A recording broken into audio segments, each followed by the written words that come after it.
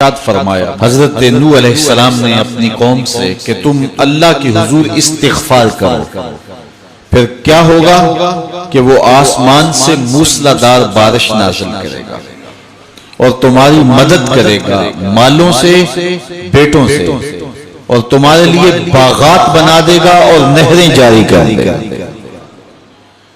तो ये सारी चीजें इस्तिग़फ़ार से नसीब होती हैं।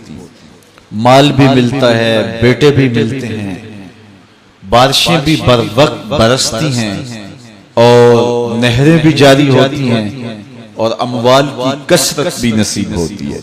तो कसरत के साथ इस्तिग़फ़ार पढ़िए, इसका लाज़मी नतीजा ये होगा कि अल्लाह ताला माल की कसरत फरमा देगा और माल वो देगा जो कसीर भी होगा, हलाल भी होगा, तय्यब भी होगा और पाकीज़ा भी होगा और फरावा भी होगा और मुबारक भी होगा।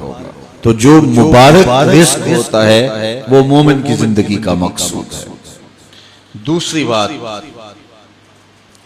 जो काम सुबह के वक्त किए जाते हैं उन कामों में अल्लाह ने बरकत रखी है।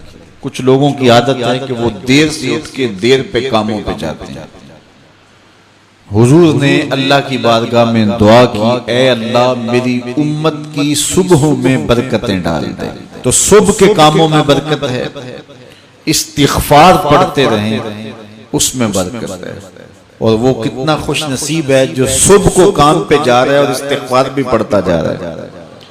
तो अल्लाह ताला उसके काम में बरकत नाज़िल फरमाए।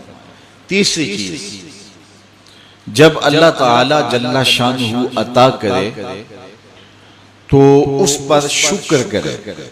शुक्र करेगा तो अल्लाह और ज्यादा अता करेगा। वाला इन शकरतुम लअज़ीदन्नकुम, ये मेरे रब का सच्चा वादा है कि मेरे बंदो जब तुम मेरा शुक्र अदा करोगे मैं और ज्यादा अता करूंगा। कमजोर लोगों को जब तुम नवाजते हो तो वो दुआएं देते हैं, तो उसकी दुआ की बरकत से तुम्हारे रिज़्क़ में इजाफा हो जाता है।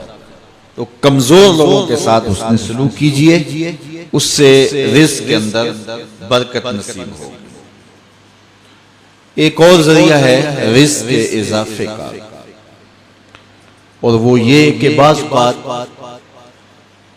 आदमी किसी और को भी उसमें शरीक कर लेता है। कमाई वो नहीं करता लेकिन उसको वो साथ अखराजात में शरीक करता है। उसकी एक उम्दा मिसाल हुजूर के जमाने में इस तरह पेश आई कि एक सहाबी ने हुजूर की खिदमत में आके शिकायत की कि हुजूर काम काज मैं करता हूं और ये जो मेरा भाई है ये काम काज नहीं करता। घर से उठ के आपके पास आ जाता है और सुफा के चबूतरे पे बैठा रहता है और आपसे बातें सुनता रहता है और हदीसें याद करता रहता है। तो इसको भी चाहिए ना कि मेरे साथ कुछ वक्त दे और मेरी कारोबार में मदद करवाए। अल्लाह अकबर। तो उसने हुजूर से ये शिकायत किया कि अपने भाई की, तो हुजूर ने इरशाद फरमाया शायद तुझे भी रिज़्क़ इसके सदके से मिल रहा हो। तो इससे उलमा ने एक बात बयान की है, वो कहते हैं कि ये जो तलबाए दीन होते हैं अपने रिज़्क़ में उनका हिस्सा शामिल कर लो। हो सके तो अपना भाई या अपना एक बेटा वक्फ कर दो जो दीन पढ़े, और तुम उसकी जिम्मेदारियां अपने ज़िम्मे ले लो।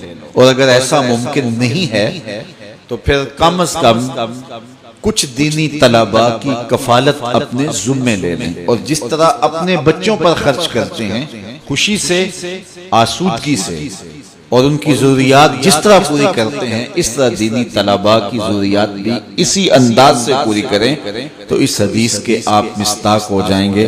तो अल्लाह ताला आपको बहुत नवाजेगा और ये रिज़्क़ में इजाफे का सबब और जरिया होता है। मैं तो आजकल दोस्तों को ये भी कहता हूँ कि अपने कारोबार के अंदर जो है वो इदारतुल मुस्तफ़ा को शामिल कर लो, कुछ फीसद हिस्सा इदारतुल मुस्तफ़ा का रख लो, तो तुम फिर अपने कारोबार के अंदर बरकतें और रहमतें उतरती हुई महसूस करोगे। तो अल्लाह ताला जल्ला शानुहु अपनी रहमत